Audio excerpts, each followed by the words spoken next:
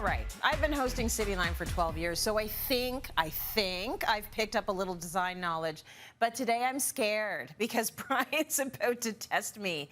Brian, we're going to show some video, and I'm going to guess which design style or period it's from, and I want you to know that if I get everything wrong, it doesn't mean I'm not listening to you. Let's look at the first one. Oh, it's very beautiful. I am going to guess, and I don't know if this is a thing, but I'm going to say traditional. It is traditional. They're all from Princess Margaret Show House, and this is what we call a pediment.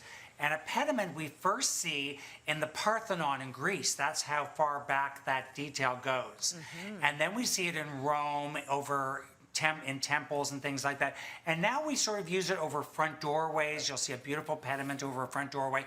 Or if you have a big window like we did on the staircase and you want to add some embellishment, think of doing a pediment. It's just out of wood and painted, so it adds a beautiful architectural detail. Let's take a look at our next video, and I'm going to guess what this is. I'm going to go for Art Deco. Oh my God, you really are listening, because that is exactly what it is. Yes! Good for you. So this is Art Deco. You really got it. This is from the Art Deco started in the 20s. And it was a movement that was, modern for the time. And remember, we're coming from an era of Victorian houses and Edwardian houses. So it was all about like white and modern, and fluting was a lot in architecture. You saw it in furniture. It added some glamour and some modern elements to architecture. So yes, you got that, Tracy. You actually are listening. Yes, I listen, but it's also me rolling the dice because I only know two things: mid-century modern and Art Deco. That's it. So let's take a look at I'm like, is it one of those? Okay, let's take a look at our next video that we have, and I hope it's one of the ones I know. Okay, this is gorgeous tile pattern here.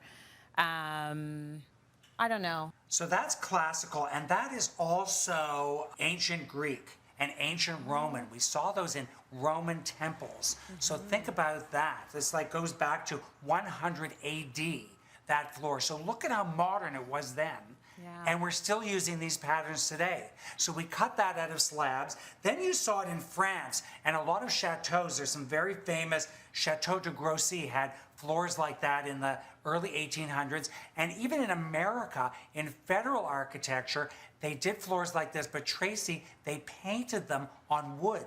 So they painted these patterns on wood and marbled them so it looked like they had stone floors. That's very cool, and that's when you know something is timeless. All the way back then, still being used now, being done differently, but sticking to those design tenets, like it's going to be here forever. That's incredible.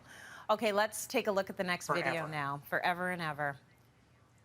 This is mid-century modern, and I say that with a little bit of confidence, but should I be confident?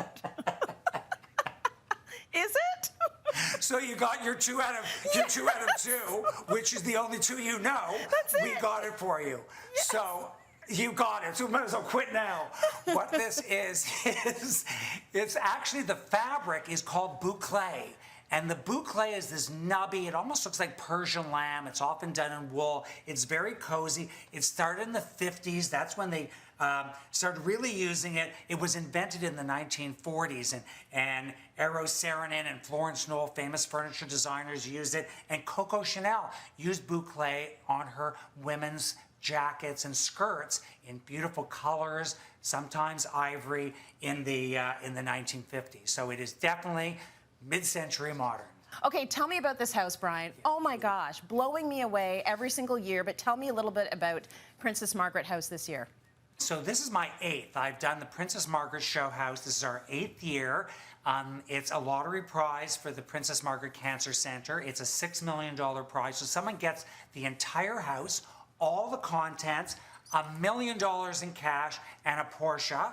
So that's quite unbelievable. But you get everything: the furniture, the house, the accessories, everything. Now, over the course of the lottery, we have raised $404 million for the Princess Margaret Cancer Center for Research. An incredible hospital. It's one of the 5 top cancer centers in the world, and we're so lucky to have it here in Toronto, Canada. So it's such a worthwhile cause, and I love designing the show house because we raise so much money for cancer research, and we're all affected by cancer, and it couldn't go for a better cause. So buy your ticket today because you can win the house. Every single person. It does not discriminate cancer. And so the 2 numbers that stick out in my mind is the amount of money that was raised and the fact that you get the house and $1 million.